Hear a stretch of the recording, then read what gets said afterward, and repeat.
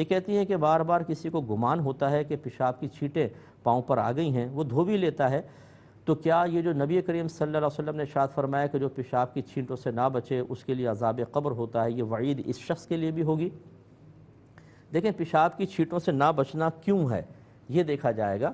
بعض اوقات جو جانوروں کے قریب رہتے ہیں، بے پرواہ قسم کے ہوتے ہیں، جانور پیشاب کر رہے ہیں کوئی پرواہ نہیں کر رہے، اسی طرح بچوں کے پیشاب پھیلے ہوئے ہیں، احتیاط نہیں کر رہے ہیں، یا خود بے احتیاطی کے ساتھ پیشاب کر رہے ہیں، ہوا کے رخ پہ کیا، خود چھینٹیں آ گئیں، یہ شخص اس وعید کا شکار ہوگا۔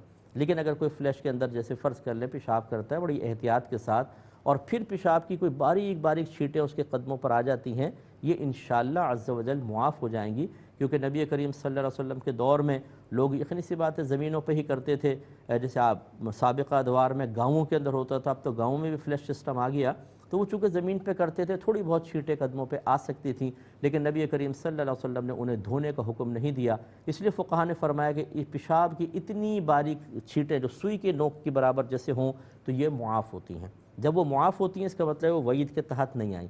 اگر اس شخص کے ساتھ ایسا ہی ہوتا ہے کہ یہ بے پرواہ نہیں ہے، تمام تر احتیاط کرتا ہے، پھر اس کو گمان ہے کہ شاید کچھ چھینٹ آ گئی ہوگی، یہ معاف ہے، اس وعید کا شکار نہیں ہوگا۔ لیکن اگر خود بے احتیاط ہے اور پیشابوں سے مختلف قسم کے نہیں بچتا ہے، پھر اس کو بالکل خوف رکھنا چاہیے۔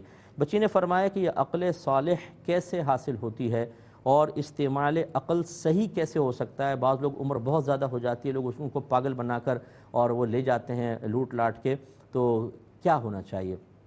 دیکھیں، عقل صالح کہتے ہیں کہ جو صاف ہو چکی ہو، عیوب سے پاک ہو، گندگی سے پاک ہو۔ اس کے لیے سب سے پہلی چیز تعلیم شرع ہے۔ ہماری شریعت ہمیں بتاتی ہے، پہلے یوں سمجھ لیں کہ عقل ایک نور کو کہتے ہیں جو ہمارے دماغ میں ہوتا ہے۔